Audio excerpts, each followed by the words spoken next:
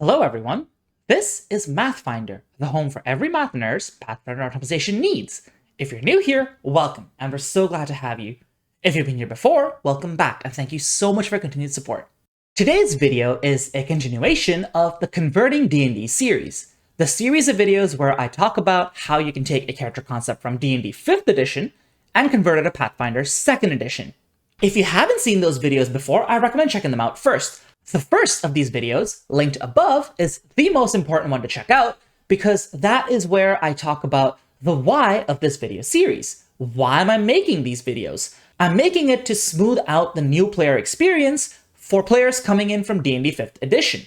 In that video, I also established some general guidelines and rules for converting characters between these two games, and what sort of expectations you should be setting for yourself. So make sure to check that out. I also do provide some conversions for Barbarian and Bard classes between the two games. In part 2 of the video, also linked above, I talk about the Cleric and the Druid. Now in both those videos, I do provide some convincing conversions and a few corner cases that are a little hard to convert, but ultimately you can still work with. In today's video, I just wanted to talk about the Fighter. No second class, because I think we need all the space to talk about the fighter properly. So let's get into it. Before we try to do any conversions, we need to establish what fighter even means. And I know there's a very popular retort to that. I've heard it so many times. The idea of the fighter being good at fighting. Let's be honest. This means nothing. Every class in D&D 5th edition is designed to be good at combat. Every class in Pathfinder 2nd edition is designed to be good at combat. There is variance. Some tend to be a little better, some tend to be a little worse. Those are unintentional design variations. Every class was intended to be good at fighting, thus that can't be the design space for the fighter because that's the design space for every class. So let's not use the pithy, good at fighting definition for what the fighter does, and let's dig a little deeper than that. Now, importantly, the difference in what the fighter does in D&D versus what it does in Pathfinder is much more pronounced than any of the classes I covered in my previous few videos. I talked about barbarians, bards, clerics, druids. These classes are largely thematically similar between the two systems. That's not to say they're identical. There are differences. Sometimes a class will cover a bit more of a diverse space in Pathfinder. The Cleric and the Druid both do.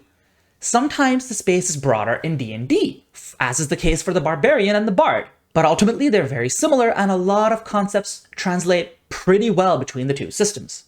That's not the case for the D&D and Pathfinder fighters. The D&D fighter is sort of intended as a catch-all martial. And some may view this as a criticism that I'm calling the D&D fighter bland or generic, but that's not my intent here. I am simply deconstructing the design space that I think D&D's designers were intentionally trying to fill. The base chassis of the fighter is purposely designed to be very generic, powerful, but nothing thematically unique. You make a lot of attacks. You're good at healing yourself, so you're a little more independent than other classes. You have quite few active abilities other than ones that give you more attacks or more resilience. That's not to say that every fighter is the same, nor that they're bland. The fighter chassis is designed to be fairly modular and generic so that you can bolt things onto it, so that your subclass can add a nice, powerful theme to the class, a theme that speaks to you, a theme that ideally varies your gameplay out mechanically from other classes. As a consequence of this, there are a lot of fighter subclasses that ultimately are just character concepts that didn't quite fit other martials. To be a rogue, you have to have something that can be flavored as a sneak attack.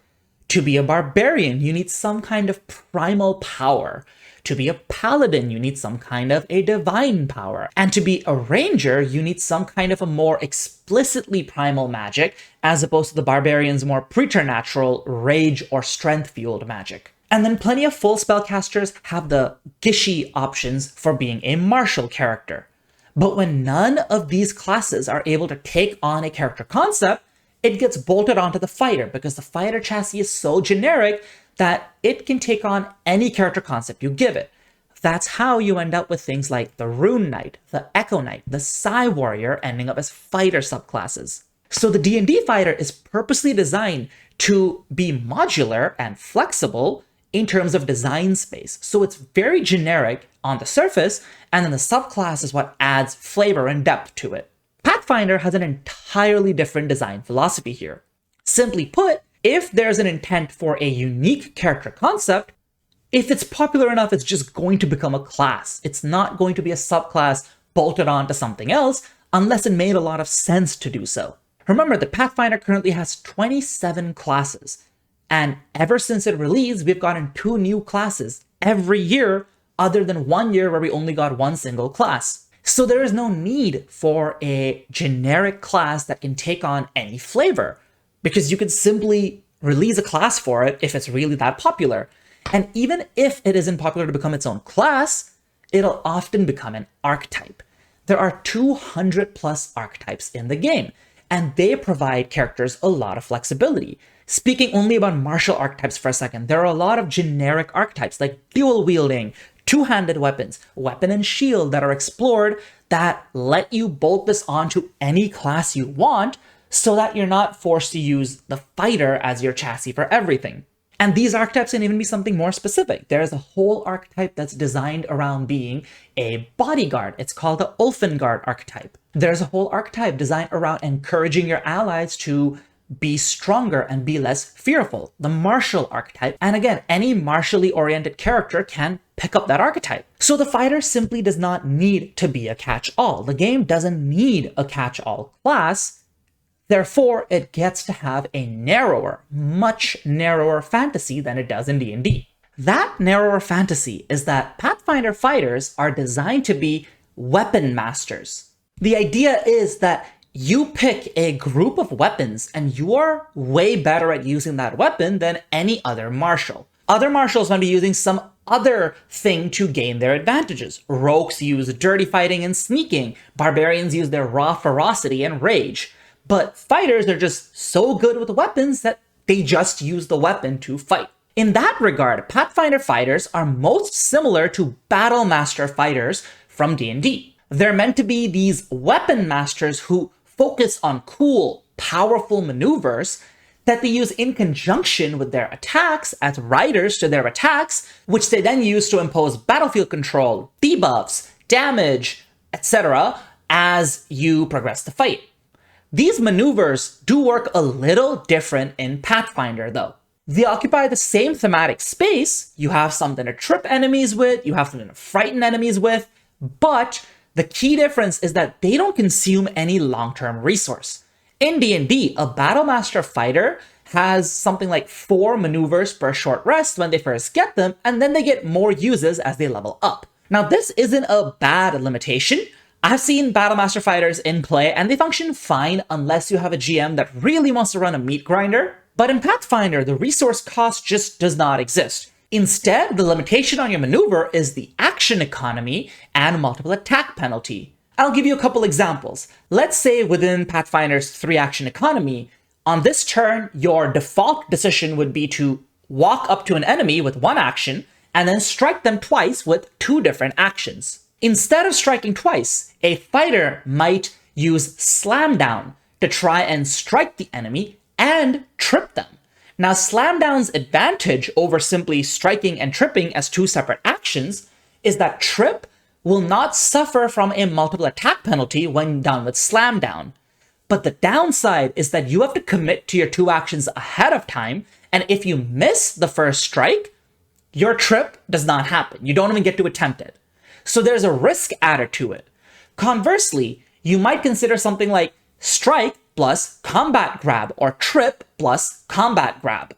Combat grab is 1 action that lets you both attack an enemy and grab them, similar to the grappling strike maneuver in D&D. But you have to use it with a multiple attack penalty. It cannot be the first strike or athletics maneuver you have made in the turn.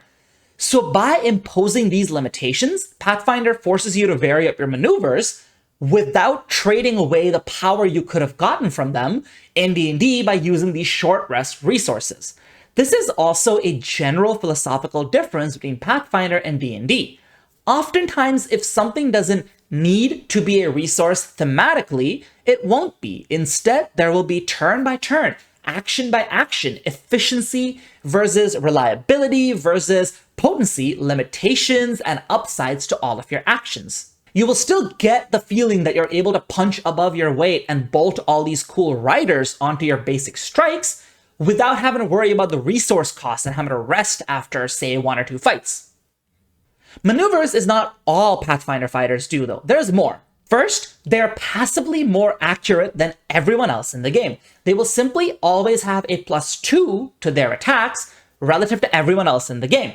This is huge. This means 10% more hits, but within Pathfinder's math, it also means 10% more critical hits. So in that regard, the Pathfinder fighter is like taking the D&D Battlemaster, bolting it to the D&D champion, and combining them into one fighter. You will hit more often, you will crit more often, and you will have a lot of cool maneuvers, many of which play around with your accuracy, which is really high, so the downsides are less for you, and you will get to do all of these things in your gameplay loop. The second niche for Pathfinder fighters is that they're some of the best users of reactions among martials. They're not necessarily the single best. There are a couple other martial classes that can contend with that, but they're definitely in the top 3. For starters, they get Reactive Strike at level 1. Reactive Strike is Pathfinder's equivalent of Attack of Opportunity. Now, most martials don't get this by default. Most monsters don't either. Most martials can pick this up by level 6-ish. Fighters get it automatically without any opportunity cost at level 1. And Reactive Strike is a lot stronger in Pathfinder than Attack of Opportunity is in D&D. For starters, it just hits way harder. And secondly, it has more triggers than opportunity attacks do in D&D. It triggers when an enemy leaves your reach. It also triggers if somebody reshuffles around you without leaving your reach. It also triggers if they stand up within your reach from prone.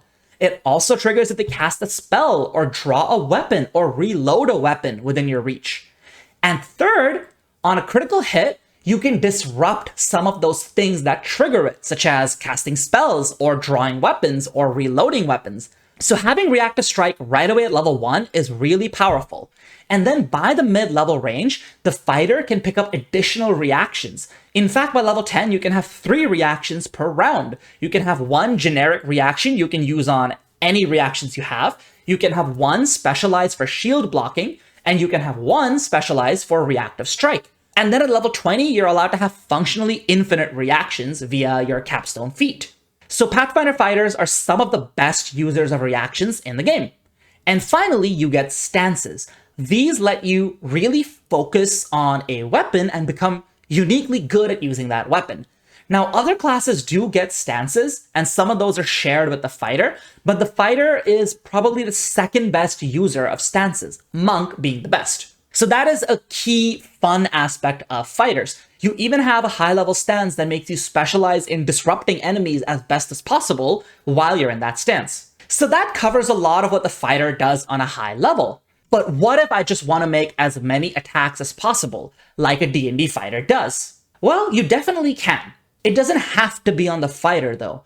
In D&D, it's really just the fighter who specializes in maxing out the number of attacks once you get past level 10. In Pathfinder, there are many other classes that can be specialized in this, but you can also do it as a fighter. There are 2 different variations of this. First, if you want to make as many strikes as possible during your turn, you want to either play a Flurry Edge Ranger or a Monastic Weaponry Monk.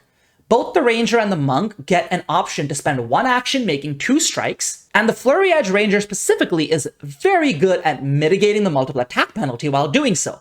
Multiple attack penalty is Pathfinder's way of making sure you don't just spam strikes, and the Flurry Edge Ranger is the best in the game at mitigating it during your own turn. Now, the fighter does get multiple attack penalty reduction as well, but they may not be as good at making as many attacks as the Ranger does. So the Flurry Edge Ranger still has a bit of the edge in this specific regard. And then if you're okay with your flurry of strikes coming outside your turn as reactions, then you have a whole host of other options, fighter included. So first, rogues, specifically ruffian or thief rogues playing in melee, can use opportune backstab to make a lot of strikes outside of their turn. Likewise, for the Justice Champion, you can make a strike against anyone who hits a friend, and at high levels you can make multiple set strikes. And finally, the Fighter, as I mentioned before, can pick up additional reactions to make reactive strike with, and thus, if you're reliably good at triggering those reactive strikes, you'll get many strikes outside of your own turn. Now, I do want to make a side note here. Just because you can make as many attacks as possible doesn't necessarily mean you should. In D&D, marshals and fighters in particular are kind of forced into just being these attack bots. That's not the case in Pathfinder. You are encouraged to make strikes and also do other things on your turn and outside of your own turn. So don't hyper-focus on strikes. It can be fun and good to have making as many strikes as possible be a part of your toolkit, but bring variety, bring other options to the table so you can synergize with your team, use cool and dynamic tactics together, and ultimately just make the game more fun for everyone. The game does not expect you to just be spamming attacks, and if that's all you do, you might end up feeling bored and perhaps even a little weak if all you're doing is that. And if you don't feel weak, you might be making others in your party feel like they have to babysit you so you get to make as many strikes as possible. So I encourage looking into the variety of the options available to you, but if you want to just make strikes, these are your 5 or so options in the game that really do so. Now, let's talk about converting fighter martial archetypes, which is fighter subclasses from D&D, into Pathfinder. We'll talk about all the subclasses here except Battlemaster. I'm leaving Battlemaster for the end because that's a bit more of an involved conversation. Now, a lot of these conversions are just going to end up being different classes than the fighter. That's because of the thing I mentioned earlier. In D&D, there are a lot of unique character fantasies that don't fit other martials and thus end up under the intentionally generic chassis that the fighter provides. Pathfinder, when there is a new fantasy, it just becomes its own class if it was popular enough in the first place. So first, let's talk about the Arcane Archer. In D&D, this is the fighter that uses a bow, and as of the newest Unearthed Arcana, can use crossbows too, to make trick shots with magic at a distance. This and the Starlit Span Magus in Pathfinder are a match made in heaven. You infuse your bow with magic, and then you do a spell strike, which is a spell and a weapon attack attached together, kind of like a paladin's divine smite. And if instead of making just purely damaging attacks, you wanted to do something a bit more controlling to represent options like the banishing shot or the ensnaring shot that the Arcane Archer had, you will instead use some of your spell slots on this. Now, I made an additional recommendation here for the fighter with the Eldritch Archer archetype. It gives you the ability to do something very similar to a spell strike, a little worse than a spell strike, but still usable. But it also gives you a lot of those trick shot options that you liked on the Arcane Archer natively. It also gives you the option to use magical ammunition, which is a vanilla rule in Pathfinder. Anyone can use magical ammunition. You just use it better than most others. So consider being a fighter with this archetype instead of a magus, the only downside being that this archetype is only available at level 6. Until level 6, you will not be an Arcane Archer, you will just be an Archer. If that's fine with you, then I would recommend Fighter with Eldritch Archer archetype, and if that's not fine with you, then I recommend the Starlit Span Magus. Next up is the Banneret. Now, the Banneret is popular in D&D as being an embarrassment of a subclass. It is arguably one of the bottom 3 subclasses in the game. And today, as of me recording this video today, the Banneret came out for D&D 5.5e, and somehow it's almost just as bad. Weaker at level 3 and a little stronger at level 7 and above. The Banneret and a couple of other archetypes I'm going to be talking about here really show the limitations of the D&D generic fighter approach. The fantasy they're going for here is that you're supposed to be a battlefield commander. Your banner inspires your allies. But the only chassis you can bolt it to is the fighter. The fighter being what is arguably the best scaling martial in the game. The only martial in the game that can just do good damage right from level 1 all the way to level 20 without relying on their subclass because of the sheer number of attacks they get. This leaves very little budget to mechanically represent the thematics you're going for, and that's why you end up with the banneret feeling so lackluster. You just have, when you use a second wind, you also heal some friends. When you use an action surge, you also give your friends some benefits, etc. The commander in Pathfinder is the same thematic space as the banneret fighter, but without the baggage of being attached to a really strong base chassis.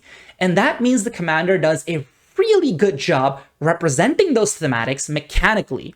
You can do all the basic stuff that the banneret does. You can heal your allies. You can give your allies additional attacks. You can also give your allies additional movement, and the many different ways in which you give them movement can be really cool and dynamic. But you can also go a step beyond this.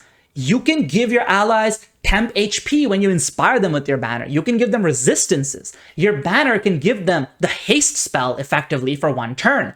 Your commands can confuse enemies and make them attack one another. And the tactics you teach your allies, while at low levels, they end up being a lot about making more attacks and moving around more. At high levels, they can get really, really cool.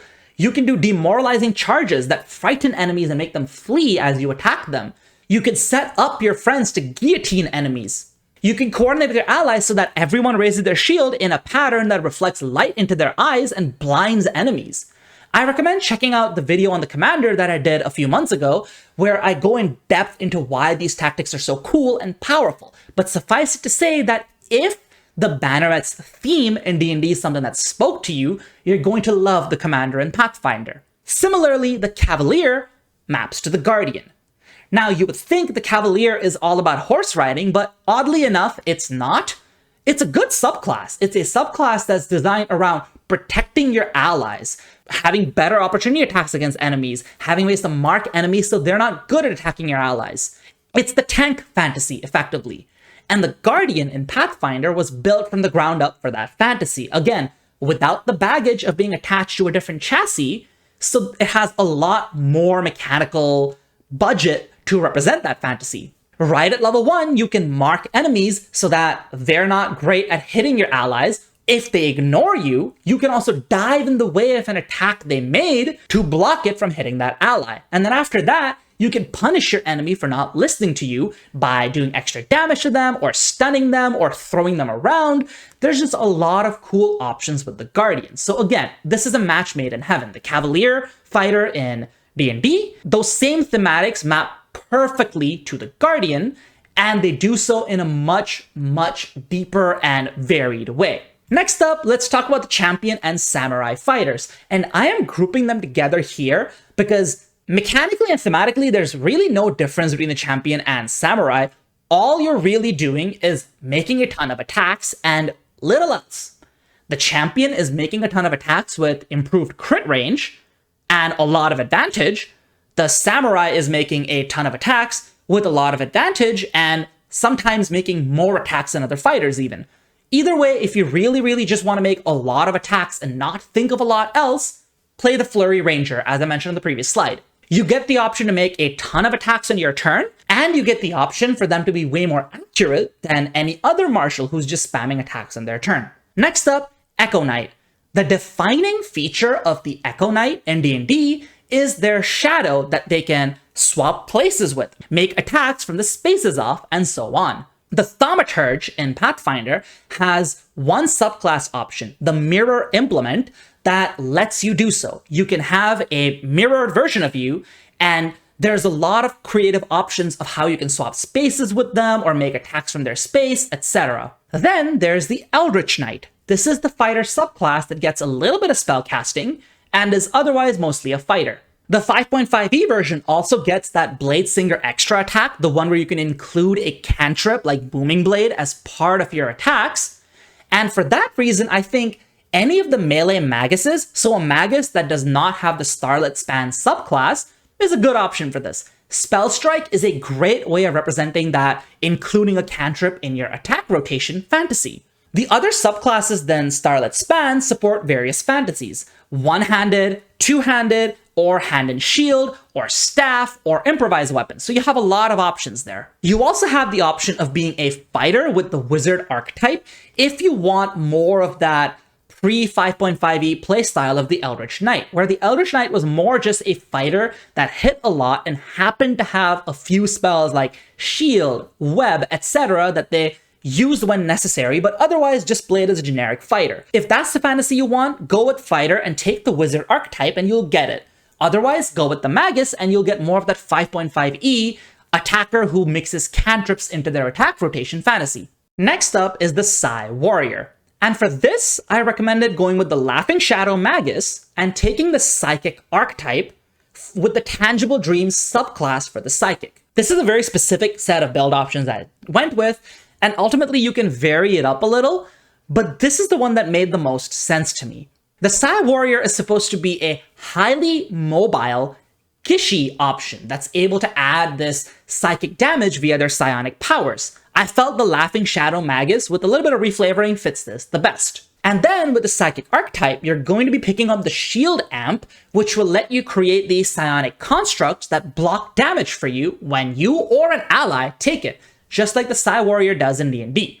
Now what's missing here is the telekinesis that the Psi Warrior gets, but you can represent those via the spell slots that both the Magus and Psychic options are going to give you as you build your character. You can pick up Telekinetic Hand as a cantrip, and then at later levels, you can pick up spell slots that give you further and further telekinetic options. You can also use Telekinetic Projectile as your Spell Strike option, which will thematically fit the Psi Warrior the best. So this is my recommendation for how to build it, but really there's a lot of different ways you can build this exact character because of how flexible both the Magus class and the Psychic archetype can be in terms of their build combinations. Now let's talk about the Purple Dragon Knight. Now back in D&D 5e, Banneret and PDK, they were the same subclass, just renamed in a more flavor agnostic sense when it came to the Banneret. However, the Purple Dragon Knight was presented in an Unearthed Arcana earlier this year, and it was an animal companion class. It was one where you tamed a dragon who was your ally, and you mounted them and rode them into combat.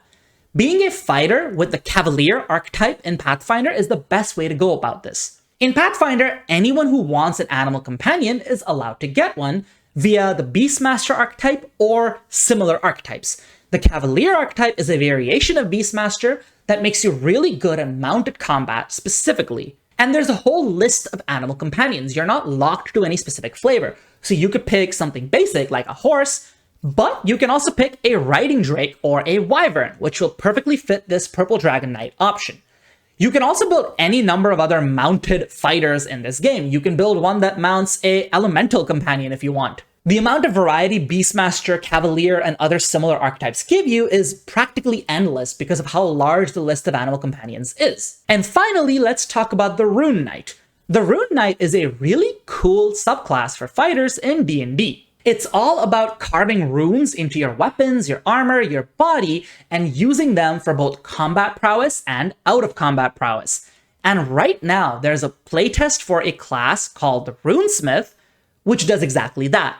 It's designed to carve runes into yourself, into your allies, into your enemies, and weapons, armor, body, and use them for a whole variety of options. It is even a much, much larger list than you would get with the Rune Knight in D&D. That being said, this is a playtest class, so it's not going to be allowed at most tables just yet, but it's going to be out next year. So a little bit of patience and you will get it. Otherwise, I recommend the Giant Instinct Barbarian. Why? Because the Rune Knight has very heavy giant flavor in D&D, so you could take the Giant Instinct Barbarian and reflavor it into being this runic knight if you want. It will not be as satisfying as actually playing a runesmith, but since that class is in playtest, you might end up having to go this way. Or you could wait till next year and enjoy the full glory of this class. And that is all of the martial archetypes for fighters in D&D. Except, of course, the Battle Master. The Battle Master is more complicated than all of these other subclasses because it's not one subclass. It just gives you a list of maneuvers and you pick a few of them at level 3, a few of them at level 10, and so on. That makes it a hugely customizable subclass. It's not easy to say the Battle Master would end up being this specific fighter in Pathfinder because there's no one Battle Master in D&D. It's really like 20 different character concepts bundled into one class and then made very modular, just like the Pathfinder fighter. Now, the next obvious way to compare them rather than subclass to subclass would be maneuver to maneuver, one-to-one, right?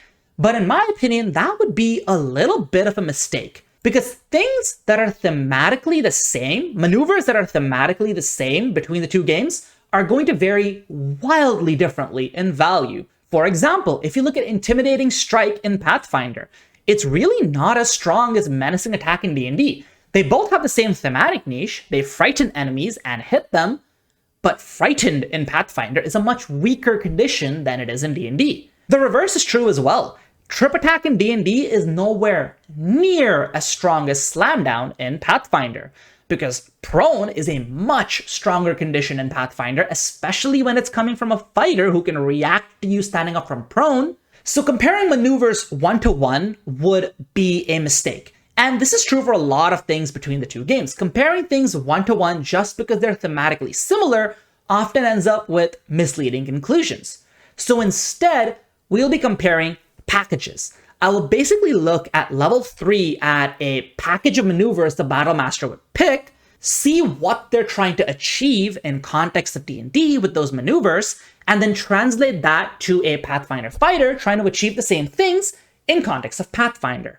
This is not going to be exhaustive, but it's going to be a good representation of how to convert characters from D&D to Pathfinder when we're talking about the Battle Master fighter. Now, heads up, some maneuvers simply don't translate well to Pathfinder. Intimidating Strike, Menacing Attack, Trip Attack, Slam Down. They're thematically one-to-one identical, even if they're mechanically very different. But that's not true for all maneuvers. Some of them don't really need to translate. Ambush, Commanding Presence. These maneuvers in D&D exist solely to make the fighter better at using skills that they otherwise wouldn't be the greatest at using. Strength marshals will now be able to keep up in initiative. Fighters that don't have room for charisma or intelligence, because these are often dump stats in D&D, will still be able to keep up as commanders or insightful tactical geniuses by using these maneuvers. In Pathfinder, you have a lot more room for ability boosts, so people who want a high charisma or a high intelligence or a high dexterity will just invest in that. And if you invest your skill proficiencies right, you will actually overtake most other characters in those regards as well. Since every character is capable of specializing what skills they want, these maneuvers are not needed. Then there's parry, which is not really needed in Pathfinder either. Weapons that are supposed to be really good at parrying just have the parry trait. You can spend an action to raise your armor class. Shields can both raise your armor class when you spend an action on them, and with a reaction block incoming damage, similar to the parry maneuver. So since this is a default option built into the game, it doesn't need to be a class feat for Pathfinder fighters. Then there are some maneuvers that just don't belong to the Pathfinder fighter. In Pathfinder, they just get mapped to other classes. Commander Strike, which lets you make an ally make a strike, that's just the Commander's Strike Hard tactic in Pathfinder.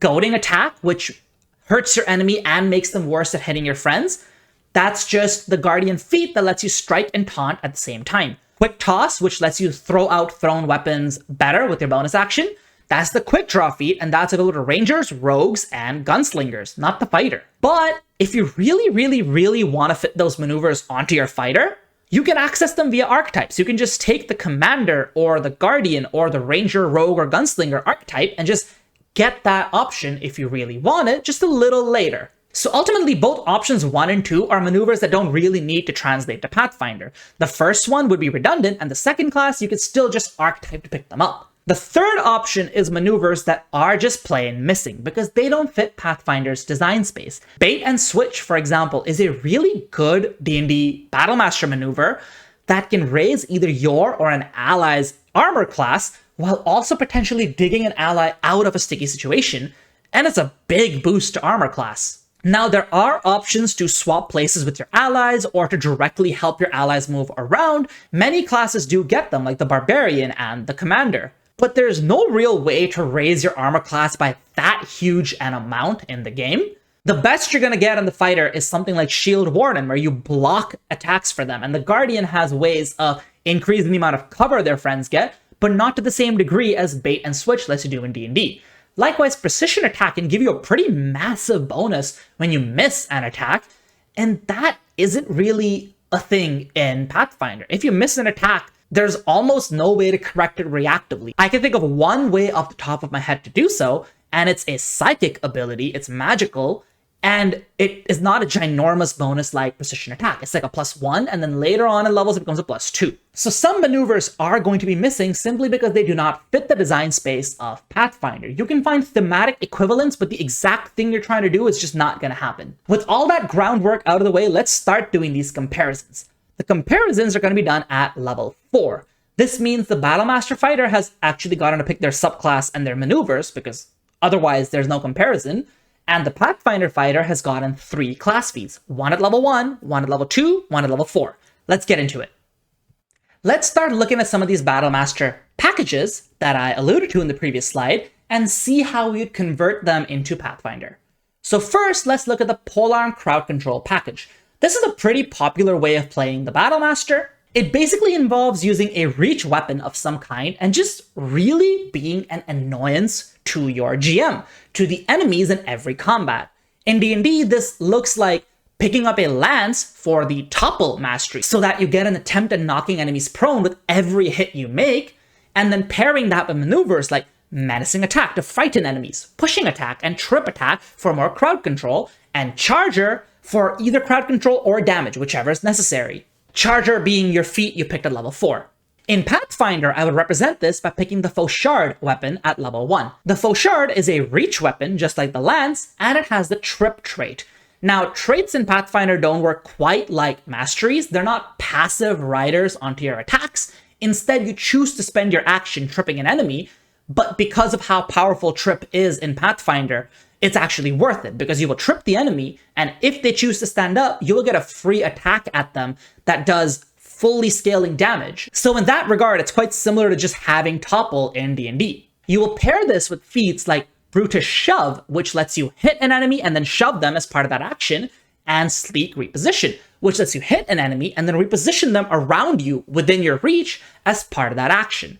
Sleek Reposition works really well with reach weapons because you're able to diagonally move enemies in ways where you can get enemies out of your allies' reach. And this is a really important part of this fantasy because if you're trying to use this crowd control to protect friends, sometimes it's not enough to just frighten enemies or trip them. Pushing them out of your friend's reach buys your friends the time to get away from enemies, and that the same is true in Pathfinder. Now, I didn't use all 3 class feats the Pathfinder fighter gets here. Whenever I do so, you can just assume you can spend that class feat on something else relevant that gives you a variety, like Sudden Charge to more easily get into the melee range. One thing you may have noticed is that I didn't build in an equivalent of Menacing Attack into this fighter's progression. I'm pushing enemies and tripping them and dealing damage just like the D&D fighter, but Menacing Attack is a powerful debuff. Well, in Pathfinder, while the Frightened condition is not as powerful as it is in D&D, it is a lot more easily accessible. All you need is a little bit of charisma and intimidation proficiency, and you can try to demoralize anyone. You simply spend an action, and if you succeed on the skill check, they're frightened and now have a negative to everything they do. And as you level up, you can even upgrade what this demoralize can do. Next, let's talk about the all-out damage fantasy. You picked Battlemaster, but all of the maneuvers you picked are designed to make as much damage as possible happen. In D&D, this looks like picking up a greatsword with the Gray's weapon mastery so you deal damage on a miss, and using maneuvers like Brace for the extra reaction attack when they enter your reach, or Precision Attack to fix your misses, or Trip Attack to gain advantage on follow-up hits because the enemy is prone. You will likely pick the Great Weapon Master feat at level 4 because that passively adds to your damage. In Pathfinder, you can do this with the Great Pick rather than the Great Sword, with Vicious Swing and Slam Down. Vicious Swing is Pathfinder's thematic equivalent of power attacks from D&D, but I will warn you that it's not just a raw increase to damage. It has downsides to it, and thus it's mainly worth using when the right situation for it comes up. Like when you believe it'll one-shot a foe, or when you think that you have a massive one-time use crit chance, or when you think the foe has a very large resistance. Slam Down is the thematic equivalent of Trip Attack, but as I mentioned before, trips are a lot more powerful in Pathfinder because when you slam down an enemy, you will likely get a reaction to hit them when they stand up. And finally, the choice of Great Pick is because they do a lot more damage on a crit. It's more than doubled because of a trait they have called Fatal. So the great pick is the way to go if you want a two-handed weapon and be all about damage as a fighter. Alternatively, in Pathfinder, you could actually be a dual-wielding fighter. You'd get a pick in one hand and a light pick in your other, and you would use the double slice class feat to make 2 attacks with no multiple attack penalty while you're doing this. Double slice is thematically similar to having the Nick weapon mastery in D&D, but I don't think Battle Masters specifically are great dual wielders in D&D, so I just didn't cover that here, but that's another way to be all about damage as a fighter in Pathfinder. Next up, let's talk about the hand and a half fantasy. This is my personal favorite martial fantasy in both D&D and Pathfinder. This means having a weapon in one hand and keeping the other hand free to bully enemies with whenever necessary. Now, personally, I find this fantasy under-supported in D&D, but in Pathfinder, it's a really strong way to play the fighter. So in D&D, this might look like having a trident and thus maintaining the ability to topple enemies when you attack them or throw your weapon if needed, perhaps upgrading it to a returning trident at a later level. You'd pick up maneuvers like menacing attack, grappling strike, and trip attack.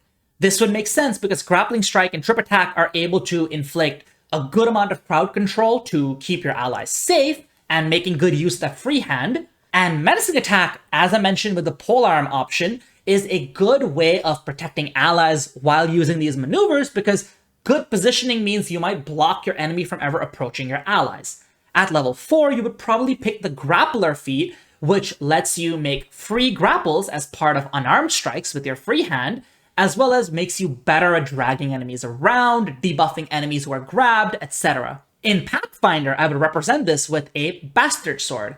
A bastard sword is a weapon that can be two-handed for greatsword levels of damage, or one-handed for longsword levels of damage. In general, in Pathfinder, weapons where you could swap your handedness are a lot more powerful than versatile weapons are in D&D. You'd pick up feats like Snagging Strike, which let you make an enemy off guard to all of your allies at the backline for a round. Combat Grab, which lets you hit enemies and grab them as part of the same action. Or Dual-Handed Assault, which let you smoothly transition to a two-handed grip, deal a bunch of damage, and then go back to a one-handed grip without ever not benefiting from things that boost your one-handed options. The hand and a half fantasy is fantastic in Pathfinder, and this will feel like a powerful and useful fighter build. Finally, let's talk about the sword and board tank, the classic, the weapon and shield user. In D&D, you'd probably not use a sword, you'd probably use a warhammer for the push weapon mastery with your shield. Since you're trying to be a tank here, you would probably have maneuvers like bait and switch and rally to directly protect your allies, increasing their armor class or temp HP. And you would have parry to protect yourself. You would also likely pick up the Shield Master feat to knock enemies prone as part of your attack action, and then the push on your Warhammer can be used to reposition enemies who have approached your allies. In Pathfinder, I would recommend this with a Gladius and a shield. Now, as I mentioned before, shields can natively do what parry lets you do in D&D. Block incoming damage as a reaction, and shields in Pathfinder are really powerful for this reason. They will massively increase your survivability. You're also allowed to install an upgrade to your shield, a shield augmentation, that lets you trip enemies or push them with your shield. So now you no longer need a free hand to use athletics on them. This will help you replicate a lot of that crowd control capability that the D&D tank had with the Warhammer's push and the Shield Master feat. And finally, you can pick up feats like Reactive Shield to raise your armor class as a reaction rather than an action. Aggressive Block to disarm enemies as part of blocking their incoming attack, or Shielded Stride, which makes you good at moving around while your shield is raised. So that covers a few of the packages that I think are popular among Battlemaster fighters in D&D, and I hope it gets the ideas flowing on how to build a fun and varied maneuver-heavy fighter in Pathfinder that thematically represents all the things you could do as a Battlemaster fighter in D&D. Now, let's talk about some of the differences between D&D and Pathfinder fighters. Firstly, we didn't really use every build option the two have available. In D&D, all we really talked about was weapon mastery, the 3 maneuvers you get at level 3, and your level 4 general feat. There is also fighting style, which is sort of passively embedded into every option we talked about, but fighting style is a minor part of the fighter toolkit and thus not something huge. But D&D characters and D&D fighters get other things. Firstly, I didn't really talk about the origin feat that you get at level 1. This could cover something like Alert, which makes you really good at initiative. Or it could be something like Musician, which helps you boost your allies. Then I didn't really talk about weapon swapping, which is a pretty big deal. A D&D fighter can swap into a different weapon more or less for free and then use a different mastery. So you can go from using Topple to Push if needed. You can go from Push to Slow if needed, say if you're fighting at range. That's not always an option available to the Pathfinder fighter. And finally, Action Surge and Second Wind combined with Tactical Shift can make a substantial difference to the action economy. It means you can move around more, it means you can make more attacks, or it means you can use auxiliary actions that help you in other ways than attacks. But the same is true in reverse. There's a lot of things a Pathfinder fighter gets that we didn't really talk about. Firstly, characters at a baseline have more attribute freedom. I mentioned this briefly when talking about Demoralize on the previous slide, but you're just gonna have more skill actions as a Pathfinder character. You're gonna have Recall Knowledge, you're gonna have Demoralize, Feint, a whole host of actions. Secondly, weapons in Pathfinder have more complexity built in than D&D weapons do. It's not passive like weapon masteries, and swapping them is not as free as it is in D&D, but you're gonna get a lot more complexity and variety. You will get options like grappling enemies at a longer reach, or tripping enemies at a longer range. You'll have a lot of different options, and you'll be able to access them by just building out your toolkit a little better. Even beyond complex weapons, there's also just more items available, and those items can change the way you play. And finally, of course, just like I didn't account for the Origin feat, Action Surge, and Second Wind in D&D, I didn't really account for the 3 skill feats and 1 general feat you would have by level 4 as a Pathfinder fighter. This could give you a whole host of different options. This can include both passive boosts, like say raising your initiative, similar to the Alert feat in D&D, or it can include things that improve your action economy, like Quick Jump or Quick Climb. So the comparisons I made on the previous slide are very centered on what you're doing with your weapons and maneuvers as a Battlemaster fighter, but there's things in both games we didn't address. Now, aside from the specific build choices made between levels 1 and 4, there's also a general trend you will see when comparing D&D and Pathfinder characters. This trend is going to hold for every single class we talk about in this series of videos. The fighter just happens to be the best place to have this conversation because of Action Surge. In D&D, a character will always be able to squeeze more stuff, more things into a turn than a Pathfinder character at the same level can. This is especially true if there's some kind of a resource that they can expend to stack riders onto their actions. Let's say you are a fighter at level 5. At a baseline, you're making 2 attacks. Each of those attacks has a weapon mastery attached to it, and you can actually swap between those 2. You have a bonus action you can use, often used for an additional attack, or you can use it for Second Wind, or something else. You also have feats like Charger, Great Weapon Master, Shield Master that are bolting additional value onto those attacks you made on your action. They're either adding a push or some extra damage or an extra trip attempt into your attack. So already you're able to squeeze a lot more into your turn. Remember, you're able to do all these things while also moving 30 feet at a baseline, interspersed any way between your actions and bonus actions, and even interspersed between your attacks. And then if you use your resources, you use your Action Surge, your Second Wind, your maneuvers, you can take this up to 11. Action Surge will double the number of attacks you make, and that also more than doubles the value of each mastery and each swap you can make. Second Wind will take that movement you're able to do, and with Tactical Shift, let you disengage for free one time and also add half your movement speed to your total movement. Maneuvers will add attempts to trip, frighten, buff, debuff in between all of your attacks, often for free, without any additional action cost, just because you're spending a resource. So generally, D&D characters are able to squeeze more things into a turn, especially if they're spending a resource to do so. Conversely, the Pathfinder character will do fewer things in a turn, and that's not always a clear-cut difference, but I think it's still generally true. But there'll be a lot more impactful decision-making on that turn. There will be more valid sequences of options. There will rarely be one correct way to sequence your turn. A D&D fighter is going to spend most of their turns using the attack action, with the most complex decision they make being, should I spend a resource right now or not? The Pathfinder fighter will be sequencing the turns differently. Should I move in, attack, move out? Should I move in and slam down? Or should I move in, trip, and then attack? Am I trying to spend my reaction on reactive strike or shield block? Should I raise my shield on my own turn to unlock a shield block later? Or should I not raise my shield right now, but get reactive shield later? There's a lot more sequencing going on in Pathfinder. So the general trend is that D&D characters will have very, very densely stuffed turns, whereas the Pathfinder character will have a huge variety of sequences and options available within a turn, while having an upper limit to how much they can achieve in that turn. This is not a criticism of either system. D&D is built for a permissive action economy, where tactics come from resource consumption. Pathfinder is built for a restrictive action economy, where tactics come from meaningfully comparing the choices you can make or you could have made on a given turn. Neither is bad, but it's something to be aware of when converting your characters, because this is the complaint I have noticed a lot when people convert their characters over between the games. D&D characters just do a lot within the 6-second turn. Pathfinder characters don't appear to be doing a lot, but it is weighted correctly with the rest of the game. You don't need every round to be a crazy nova like a fighter's action surge round. You can gain value without that kind of nova as long as you're making good decisions along the way, as long as you're considering all of your options and seeing what sequence suits a situation the best.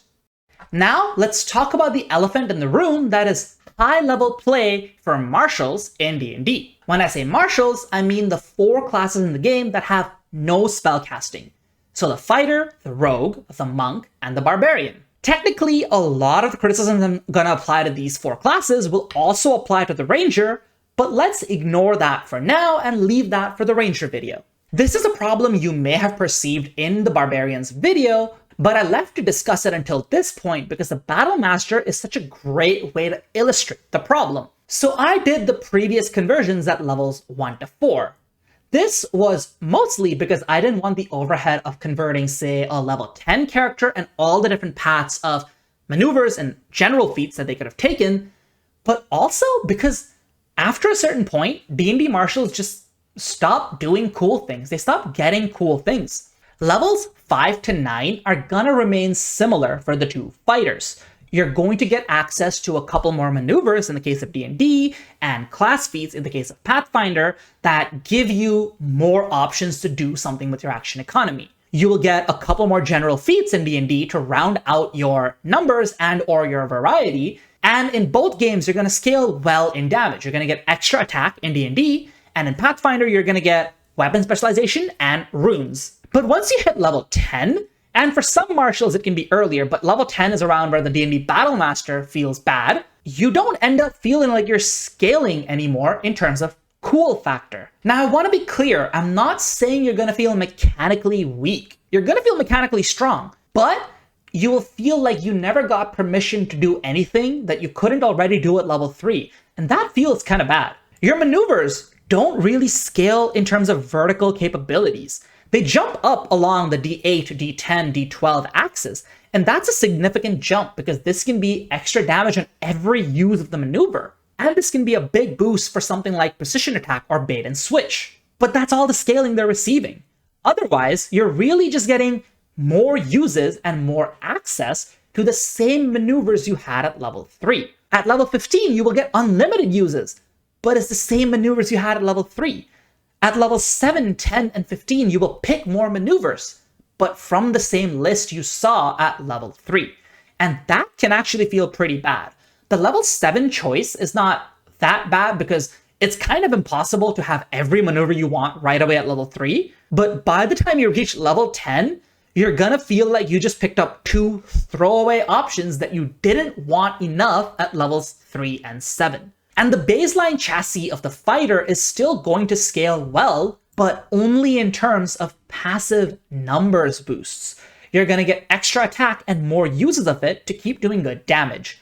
You're going to get Indomitable, so you're more resilient. You're going to get more access to advantage, so you can more reliably land your attacks. You're going to get more uses of action surge, so you can more reliably make more attacks whenever you want. But ultimately, these are just numbers boosts to things you could always do. You're not getting more permission. And in Pathfinder, it's a whole different story. Pathfinder's fighters will scale super well. In addition to the raw numerical bonuses that you get as any martial in Pathfinder, so things like striking runes, property runes, and weapon specialization, you will also get skill feats that upgrade at high levels. And again, this applies to all martials, not just fighters. Intimidation at low levels is just letting you frighten enemies, give a small debuff to what they do. By level 7, you will have upgraded Demoralize to do stuff like make enemies flee, improve your saving throw against scared enemies, and by level 15, you will have gained a very cool version of Demoralize called Scare to Death, which lets you just instantly kill a target by scaring them into a heart attack. And it's not just intimidation.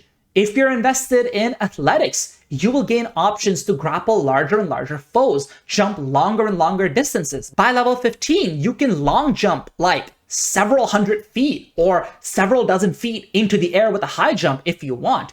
Whereas the D&D Battlemaster is capped with their strength score right up to level 20. If you're invested in occultism, you will gain the ability to just call spirits up to help you out of combat if you need, or scare enemies with frightening occult knowledge of the universe's nature itself so much that they start attacking their friends. Skills can do really cool things in Pathfinder, and every martial is going to get access to this. So at a baseline, you can already see the difference in what D&D martials and Pathfinder martials are allowed to do. Because Pathfinder martials will get their damage to scale and their defenses to scale via those raw numerical bonuses, and they will get to do really cool things with just their skill checks, things that in D&D you can only do with spells. But it gets better. All characters, every single character, even spellcasters, get cool high-level class feats, and fighters are no exception. When you compare high-level fighter class feats, you will see why I'm saying Battlemaster maneuvers feel bad. You get the ability to get multiple reactions, up to 3 in a round, to use a reactive strike or shield block. You can pick up the sudden leap feat to jump into the sky and attack a flying enemy, and you can pick up the felling strike feat so that when you hit them, they're forced to land on the ground. You can pick up a reaction where you can block a spell that an enemy casts at you and simply reflect it back at them. Or you can use your shield to cover your friends from area effects like breath weapons. And you can pick up some crazy powerful capstone feats. You can pick up a feat where you can cut open space and then teleport 60 feet to attack an enemy. Or you can get an unlimited number of reactions to use on a reactive strike. And yes, these capstone feats are vaguely comparable to what you could do in D&D with your epic boon that you got at level 19. But when you take the full story, everything you picked between levels 10 and 20, the several epic class feats that did all these things I talked about, the several epic skill feats in this game where skills are allowed to do amazing things, general feats that upgraded what you could do, all of these combined are going to make it feel like your level 20 fighter in Pathfinder is basically a demigod. Whereas in D&D, your level 20 fighter is going to feel like they just got a little further upgraded from what they were at level 3 in terms of the cool stuff they could do. Again, that's not to say they're bad at engaging with the game they're in, because they're not. The damage they do is good. The maneuvers they use are good. But they never got to do cool stuff that you would expect Hercules or Achilles or Beowulf to do. Whereas the Pathfinder fighter did get such things. To summarize, the fighter from D&D is a very different thing than the fighter in Pathfinder. Most martial archetypes in D&D will not map to the Pathfinder fighter and will instead map to a different class, or sometimes a fighter with a very unique archetype. Specifically, the Battlemaster fighter is very one-to-one equivalent with the Pathfinder fighter, thematically, and in the amount of build variety you get, but once you climb into high levels, the Pathfinder fighter just overtakes the cool factor, the permission, the variety that a D&D martial is allowed to have. This is not just true for the Pathfinder fighter, this is true for every martial in Pathfinder that in D&D would be a fully mundane, non-spellcasting class. So fighter, barbarian, rogue, and monk. That'll be all for today's video, folks. I hope you enjoyed it. I hope if you had a fighter you were excited to play in D&D, and then you were feeling a little tension with the Pathfinder action economy. I hope this video helps you, and I hope you're able to get into the game, get the character fantasy you want, enjoy it, and I hope you can keep this momentum into high-level play where you start enjoying the things that a D&D fighter is not even allowed to try. If you enjoyed this video, please like, comment, and subscribe. I have really been enjoying doing this series because I love talking about tabletop role-playing games, not just Pathfinder. However, the metrics on my videos don't lie, which is why this series took the back burner for such a long time. So if you enjoyed it, if you've been looking forward to this video, please make sure to engage with it so that I can see that y'all are enjoying this and make more of the content. If you do, the next conversion video will be about the monk, and boy, I have things to say about the D&D monk. But let's leave that for the next video. For now, Mathfinder out. Have a good one.